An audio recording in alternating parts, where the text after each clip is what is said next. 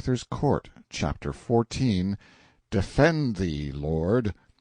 I paid 3 pennies for my breakfast, and a most extravagant price it was, too, seeing that one could have breakfasted a dozen persons for that money. But I was feeling good by this time, and I had always been a kind of spendthrift anyway. And then these people had wanted to give me the food for nothing, scant as their provision was, and so it was a grateful pleasure to emphasize my appreciation and sincere thankfulness with a good big financial lift where the money would do so much more good than it would in my helmet, where, these pennies being made of iron and not stinted in weight, my $half-dollar's worth was a good deal of a burden to me. I spent money rather too freely in those days, it is true, but one reason for it was that I hadn't got the proportions of things entirely adjusted even yet after so long a sojourn in Britain, hadn't got along to where I was able to absolutely realize that a penny in Arthur's Land and a couple of dollars in Connecticut were about one and the same thing, just twins, as you may say, in purchasing power. If my start from Camelot could have been delayed a very few days, I could have paid these people in beautiful new coins from our own mint, and that would have pleased me, and them too, not less. I had adopted the American values exclusively. In a week or two now, cents, nickels, dimes, quarters, and $half-dollars, and also a trifle of gold, would be trickling in thin but steady streams all through the commercial veins of the kingdom, and I looked to see this new blood freshen up its life. The farmers were bound to throw in something to sort of offset my liberality, whether I would or no, so I let them give me a flint and steel, and as soon as they had comfortably bestowed Sandy and me on our horse, I lit my pipe.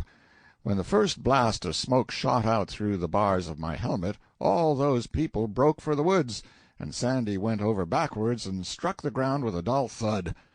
They thought I was one of those fire-belching dragons they had heard so much about from knights and other professional liars. I had infinite trouble to persuade those people to venture back within explaining distance. Then I told them that this was only a bit of enchantment which would work harm to none but my enemies, and I promised, with my hand on my heart, that if all who felt no enmity toward me would come forward and pass before me, they should see that only those who remained behind would be struck dead. The procession moved with a good deal of promptness. There were no casualties to report, for nobody had curiosity enough to remain behind to see what would happen. I lost some time now, for these big children, their fears gone, became so ravaged with wonder over my awe-compelling fireworks that I had to stay there and smoke a couple of pipes out before they would let me go. Still, the delay was not wholly unproductive, for it took all that time to get Sandy thoroughly wonted to the new thing, she being so close to it, you know. It plugged up her conversation mill, too, for a considerable while, and that was a gain. But above all other benefits accruing, I had learned something. I was ready for any giant or any ogre that might come along now. We tarried with a holy hermit that night, and my opportunity came about the middle of the next afternoon. We were crossing a vast meadow by way of short-cut, and I was musing absently, hearing nothing, seeing nothing, when Sandy suddenly interrupted a remark which she had begun that morning with a cry, "Defend thee, Lord! Peril of life is toward—" and she slipped down from the horse and ran a little way and stood. I looked up and saw far off in the shade of a tree half a dozen armed knights and their squires, and straightway there was bustle among them and tightening of saddle-girths for the mount.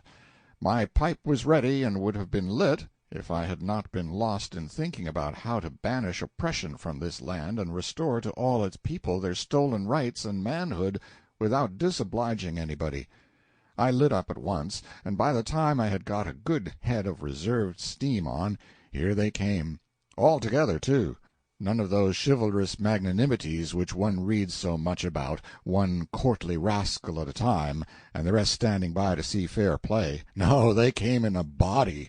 They came with a whir and a rush. They came like a volley from a battery. came with heads low down, plumes streaming out behind, lances advanced at a level. It was a handsome sight, a beautiful sight, for a man up a tree. I laid my lance in rest and waited, with my heart beating, till the iron wave was just ready to break over me, then spouted a column of white smoke through the bars of my helmet. You should have seen the wave go to pieces and scatter. This was a finer sight than the other one. But these people stopped 200 or 300 yards away, and this troubled me. My satisfaction collapsed, and fear came. I judged I was a lost man. But Sandy was radiant, and was going to be eloquent, but I stopped her, and told her my magic had miscarried somehow or other, and she must mount with all dispatch, and we must ride for life. No, she wouldn't. She said that my enchantment had disabled those knights. They were not riding on because they couldn't. Wait, they would drop out of their saddles presently, and we would get their horses and harness. I could not deceive such trusting simplicity, so I said it was a mistake, that when my fireworks killed at all, they killed instantly.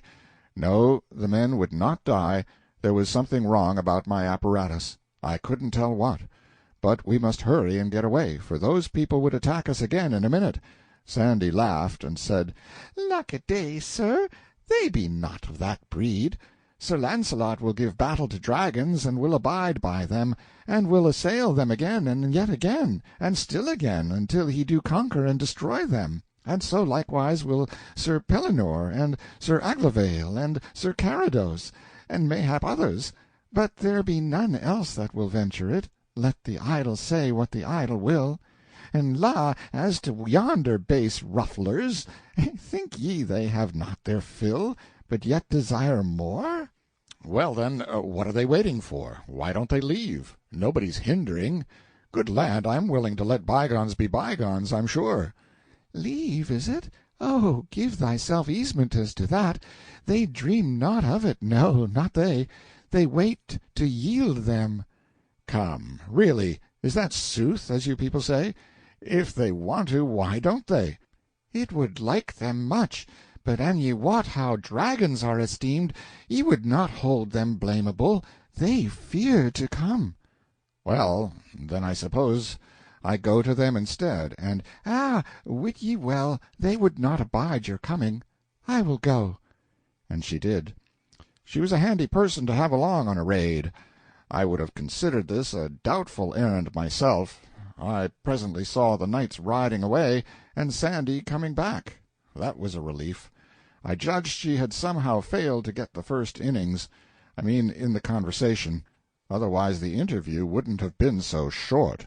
But it turned out that she had managed the business well, in fact admirably. She said that when she told those people I was the boss, it hit them where they lived. Smote them sore with fear and dread, was her word. And then they were ready to put up with anything she might require. So she swore them to appear at Arthur's court within 2 days, and yield them, with horse and harness, and be my knights henceforth, and subject to my command. How much better she managed that thing than I should have done it myself. She was a daisy. End of chapter 14.